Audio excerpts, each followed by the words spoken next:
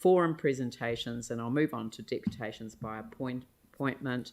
And I will invite Josiah Tuola Malihi, Dominic Wilson, and Professor Bronwyn Hayward. We normally only have two, but because we're on Zoom, it's easy to invite the three of you to present. So great to see you from a distance, Josiah, and I'll hand over to you. Malo lava, whakatiri lava for having us, Leanne and councillors. We're grateful that you councillors, Sarah, brought this to the table last year, and that you all supported the recommendation that staff do the report. Thank you to council staff for a great report, and we're hopeful for the recommendation and your deliberations today. But just simply, as has been said, Dominic is here and Professor Bronwyn's here. Bronwyn wants to give a wee comment in a moment in her work with children and young people and lifelong access, not just access for children and youth through her Cycles project, but just in addition to what we've written, as you know, at least 12 councils have made this change. Selwyn Council has said there's been an increase in borrowing since they implemented this. Waimakariri has received books back that have been long at the bottom of the cupboard. The maximum cost at the moment per item of $21 that an adult can be fined is too much, especially in the context where we know the needs of our families in this COVID context is even more, and it cost council $42,000 to try and bring that money back in. I had a personal experience with a student when I couldn't afford to, when I made a mistake and didn't return a book, and I ended up having to bring the books back, and I had a $100 fine. And even though I was able to scrape together the money, it would have been extremely helpful not to have had to pay that. In the end, I didn't, but that was not the norm, and I'm glad to see that the norm would be that wouldn't happen for people who are trying to do the right thing and return them, and for life circumstances have gotten in the way.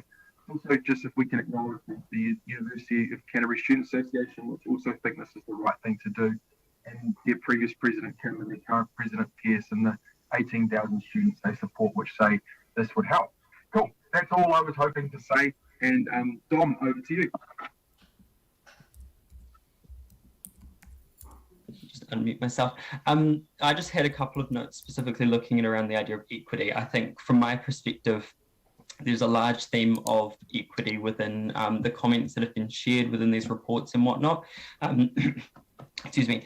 And I think from my perspective, just finishing high school, we have a large problem of literacy within schools and education, and wherever possible, I think that comes from a whole family perspective, encouraging families to be able to educate and put reading into the minds of their kids, making it exciting and whatnot. And for so many families, that becomes the equity issue that whether it's because of socioeconomic status or whatever, their family isn't able to do that, and kids are missing out, young people are missing out. And so I think that's a really important part about recognising with this issue.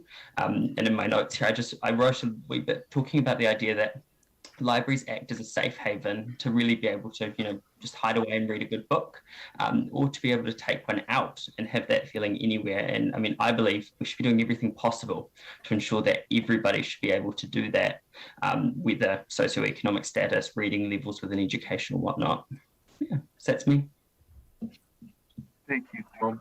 Over to you, Professor Bronwyn. Tēnā koutou katoa. Josiah has just asked me to speak for half a minute about a study that he's been involved with too, that we're running, where we're writing it up, called Cycles, following children and young people aged 12 to 24 growing up in 7 cities around the world, including 390 young people from Otatahi, Christchurch, who we've surveyed. And the point of the study is to think about how city councils can support children to live well in low carbon sustainable ways. And one of the basic questions we asked kids in Christchurch was, what do they enjoy about living around here? And what was really surprising was, on top of their green space and their friends and specific things were named. Margaret Mahi Playground, council be really pleased. But the libraries came through, and in our focus groups, we made a particular effort to make sure that the focus groups came from a really diverse areas of the city. So we're not just dealing with DSL 10 high users. And there were several things that children appreciated in young people: the safe spaces, the access to adults who cared for them, and just a place to hang out. There are very few places for the middle teen to actually interact with others. And this fits with loads of studies that are showing that when you invest in libraries, and I love the fact that the city has a library at its heart, Tūranga, and so many kids said how much they love that library.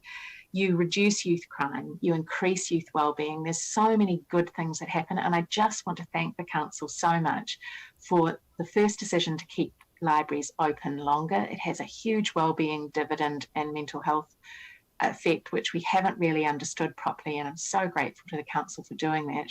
And I think this is really far-sighted as well. I know lots of places are doing it, but we're all under pressure, and it just removes a barrier that makes an enormous difference. Thank you. And that was all we were hoping to say. Thank All right. you, Mary-Ann. Well, thank you, because you've allowed sufficient time for questions. So I'll hand over to councillors. Jimmy Chen. Okay, thank you. Josiah and Dominica, just one question, because you did have the community poll. The sign by 275 people in support. There's a geographic diversify or not? Can you explain Yes. a little bit? Yes. So across Christchurch, across ages, across the different wards of the city. And then obviously the 18,000 students from University of Canterbury who are being spoken for through the UCSA cover all of Christchurch and broader Canterbury. Okay, thank you. Aaron Kewen. Yeah, thanks for your presentation, and it's certainly food for thought. Now, you've mentioned the importance of the access to the libraries. The people who have the fines can still access libraries and use them, but none of you have mentioned the people that are currently not allowed to access the libraries and the importance of them having access to books, especially children who may not have made a decision that has caused that. Do any of you have a position on that? Yeah, that's very, very important. I don't think that a child's access should be impeded because a family member, if I'm understanding what you're saying, has got fines and not able to access a book or No, not fines, is chosen for whatever reason to not have a vaccine pass, or so they can't access a library. But they can all borrow books still. So alternative arrangements will be made for those ones. I think this is focused on the fine situation rather than vaccine policy, right, which we have provided for in other ways for exactly the reasons that you highlight. Access is so important. Right. Oh, okay. Because in the report, I was sure that I read that even with fines, children can still get 2 books. Yes, I know, but if you read the report, then you'd understand that. I mean, but this is the debate, but yeah. You'll understand that parents don't often realise that. Okay. And they borrow on the parents' library card. Yep, sorry. I know this, can I just add, I know this isn't exactly what you're asking, Aaron, but we do know from a lot of research that when people are anxious, that there might be a fine. That's another barrier to coming in the door. I must admit, when I renewed my library card at Christmas, I went in and couldn't remember if I had any fines, and I was really anxious. And I'm not sitting there in a situation where my family income is affected. But the whole issue about access for education is a much wider question, and that's a difficult challenge for everybody. Did someone else have a question? No?